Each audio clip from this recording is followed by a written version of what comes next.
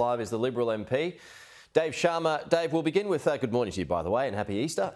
The Coalition's Warringah woes will begin there. How concerned are you about the Catherine Deves flow-on effects that may well spread to your Liberal campaign in Wentworth?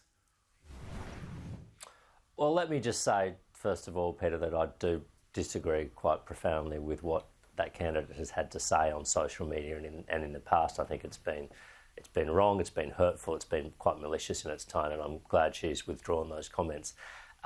My track record on this and related issues of equality is quite clear, and I've always shown that I'm prepared to stand up against my colleagues and my party if need be on these issues to protect the rights of the LGBTIQ plus community. So I don't see this as an issue for the people of Warringah to decide and have a view upon, and that's their democratic prerogative. I think here in Wentworth, my record on this is quite clear to the voters here.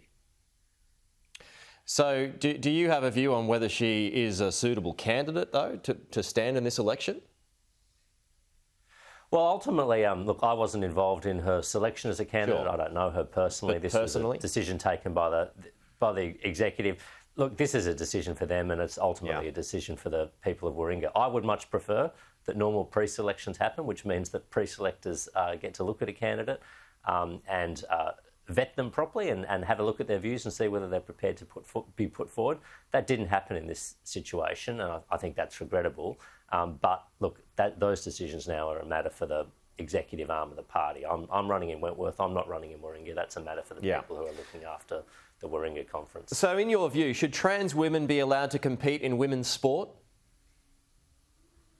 Well, I think my view is that there are already provisions in the Sexual Discrimination Act that allow for women's safety to be protected in women's sport, including by making sure that only people of that biological gender can compete in those sports. I think we've got provisions that ensure that there are protections in place for these codes, and I also know that each of the codes is working through these issues quite sensitively. So I don't think we need to go and grab a sledgehammer to crack a nut here, Peter. I think these issues are being managed sensitively by people. I think it's important that people who have different gender identities or are transitioning are respected and treated respectfully and sensitively as well. But I also believe that the safety of people playing sport needs to be taken into account, and that is the case under existing law that we have on the statute books here in Australia. Okay, so I mean, Kerry Chigorowski, who is with women's rugby now, made the point that they moved to not allow trans women in women's rugby last year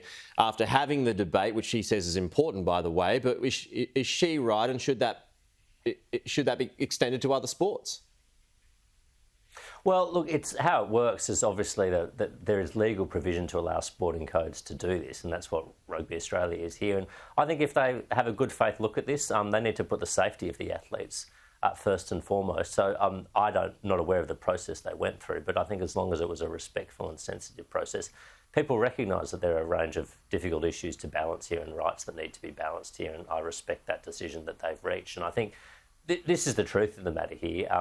This issue isn't going to be resolved or addressed by people talking it out in the media. It's being resolved on the ground by the sporting codes, talking sensitively with their communities about this issue and making sure that everyone has an opportunity to participate in sport, but that also, we don't have a situation where people are endangered because of that.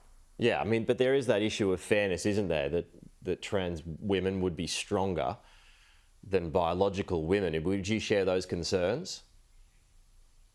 Well, look, I think it's the science is obviously true that a person who has been a male, biological male that has been through puberty, even if they subsequently transition to become a female, even if their testosterone levels are lower than an average male, they still have a significant strength and power advantage over someone who's gone through puberty as a female. That's the biological facts here, and that's what we need to, protect, make sure that we take into account of. It doesn't mean that. There's a whole lot of sports, though, where these sorts of things, don't matter. I mean, I'd say things like badminton, perhaps, and squash, and a few other things where that won't necessarily confer an advantage, and nor will it endanger anyone's safety either. I think, but contact sports, things like boxing and rugby and AFL, they're probably a different category, and that's why I think there's not going to be a one-size-fits-all approach here. We need to have the latitude and the flexibility in our legal system to allow us to deal with this, and in my mind, we do right now. But as things stand, you're open to it. Open to? Open to trans women. I'm just trying to work out where you draw the line here. You're open to trans women playing in women's sport after it has been canvassed correctly from different codes. Look, yes, I am, and provided that there's not going to be safety or undue advantage caused, and that will depend, I think, very much on the sport and the code. Yeah, that's right. We're almost out of time, Dave, but I got one more question on these Greens comments overnight to suggest that China is not a threat to Australia, doesn't have a problem with Solomon Islands' deal with China. I mean, should they be taken seriously? Well, they should be. I mean, Adam Bandt's saying he's going to form part of the Labor Greens government.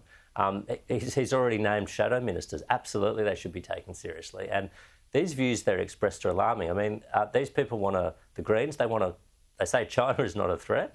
It's the biggest emerging military power of our age. Its growth has been phenomenal. Its increase in military spending has been phenomenal. And its aggressiveness towards the rest of the world has been phenomenal. But here we have the Greens saying they want to halve defence spending, they want to tear up the AUKUS agreement, they want to close Pine Gap, they want to do all sorts of things which would grossly endanger Australia's security. And this is a party that has aspirations, more than that, ambitions, to form government with the Labor Party after the next election.